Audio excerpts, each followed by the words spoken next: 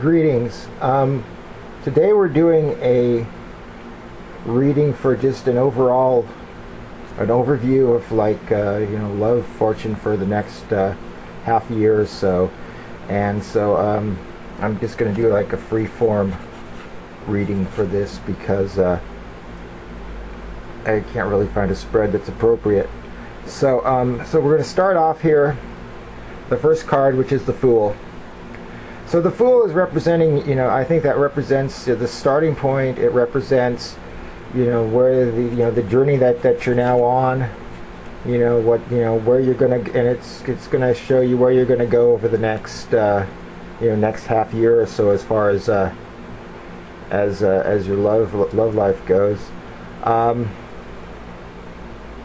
So then we move to our second card, which is the Ten of Cups. So I think this is, what this represents your goal or what your ideal is, as far as what you are, what you want, right? You want to have the Ten of Cups is a happy, long-lasting relationship that has, a family, and everybody's in love with everybody, and it's just like storybook. So now we're going to move on to our third card here, which is the Emperor.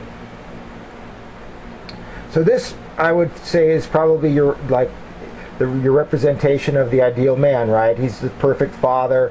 He may not be the most he's not emotional. He's a man's man. He gets the job done, and so that's your I think that's that's the person that you're in your mind is ideal for you. So then we'll move on to our next card, which is the Three of Wands. So the Three of Wands is a card of waiting or longing, hoping for something, waiting for there's usually like waiting for the ship to come in, but here, it's the lady is patiently waiting to catch some fish. But this is saying that, there's going to be some waiting involved. It's not going to be an overnight thing to find this perfect guy in a perfect relationship. Then we move on to our next card here, which is the Five of Wands. So from the Five of Wands, we see that there's some kind of a conflict, or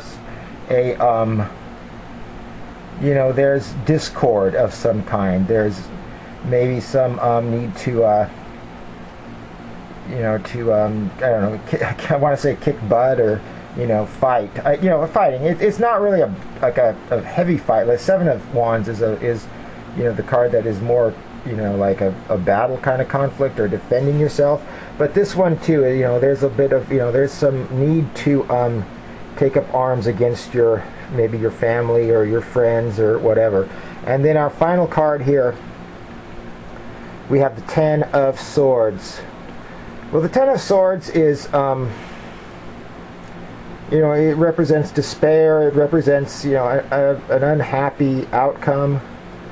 It represents some type of you feel like you've let yourself down, or you failed in some way.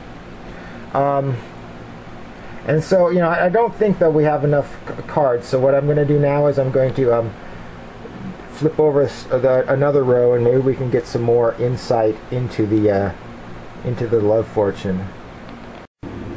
Okay, so now we have a row of 6 cards above our first row, and I've already flipped them all over. And so we'll start off with the first one in the top row is the Ace of Coins, and that's above the Fool. So I think what this is saying is, besides just your motivation, being the perfect relationship and the perfect guy, you should also be focused on material things, like what the relationship can give to you or provide for you. You need to have your house and your creature comforts and those things as well. So then we're going to move on to our next card here, which is the Six of Wands. Okay, so the Six of Wands represents a victory of some kind, or a message of a message of some kind of positive message. That being over the the Ten of Cups, I think what it's saying is that it is possible, that you will get the long-lasting love that you're looking for, because she's on a horse, she's could be looking for something. It's like, yes, you could get what you're looking for. Next card here above the Emperor, we have the Page of Swords. I believe what this is saying is that either one of two things. Either it's saying that this is the type of person that the Emperor represents. So you would look for a man with the characteristics of the Page of Swords. Not that great of characteristics, actually. It could also mean that that you need to keep a fresh mind when it comes to your perfect man, and you may have to rethink that whole thing.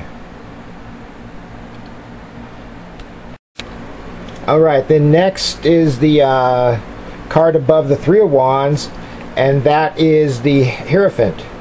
Okay, well, the Hierophant, I see this card as representing like a church wedding, like a marriage, because the Hierophant is the Pope or the Bishop or the priest, and I just see this as saying that you're waiting, you're waiting for the person to marry, right? You're waiting for the right guy to come along because you want to marry them. So next we'll move to our card over the Five of Wands. We've got the Page of Wands. So the Page of Wands, this card represents turmoil or chaos, or somebody's causing discord in the relationship. And the Page of Wands is saying, just be calm about it. See how he's very calm, and there's fire all around him, but he's able to focus on the one thing that's important to him, and that's staying out of the fire, I guess. So that's what this is saying. It's saying you have to temper this combativeness by being able to remain focused. And then we have our card above the Ten of Swords. The card above the Ten of Swords is the Five of Swords. So this card represents you being hurt, is despair. Your unhappiness, you being stabbed in the back, you being betrayal, that kind of thing.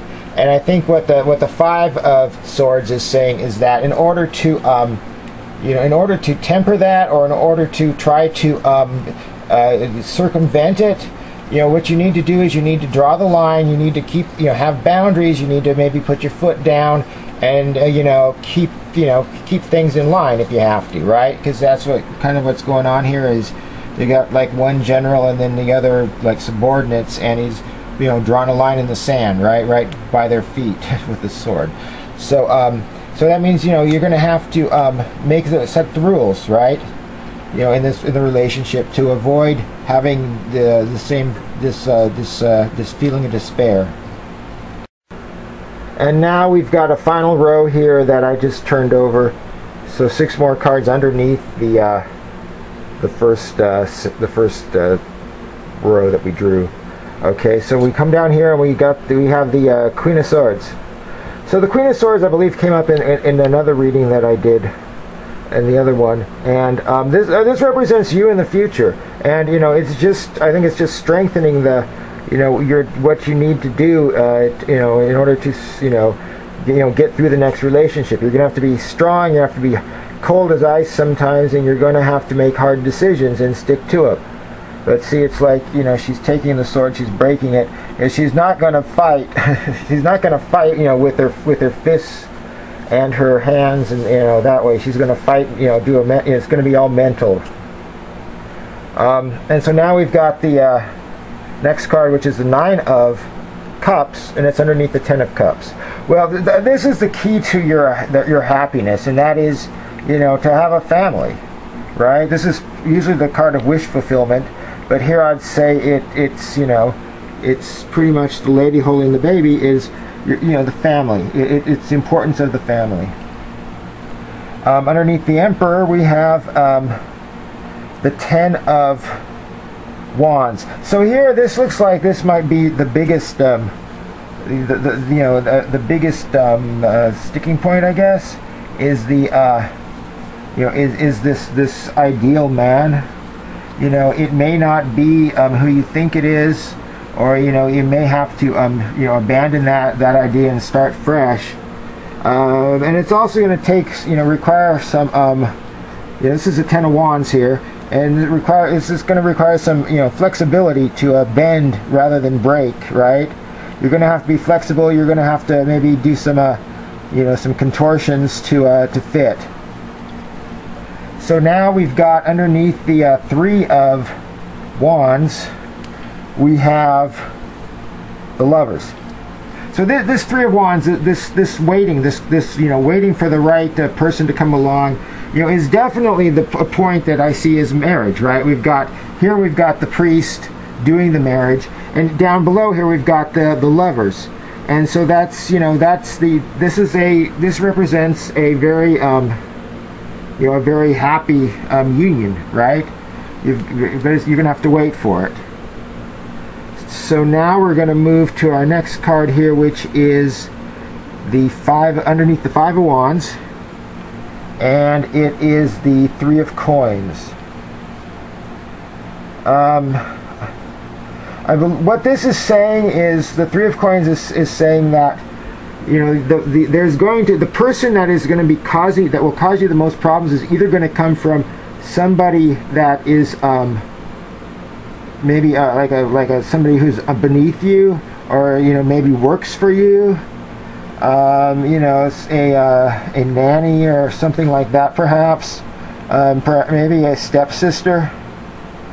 But I think it's just telling us where the source of this conflict is probably going to arise, and so you can kind of look out for it.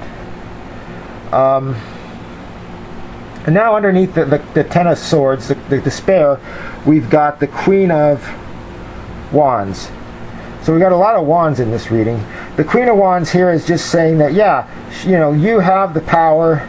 This is a good fortune for you, and she's saying that if you want it to happen, it will happen. That you should look forward to a very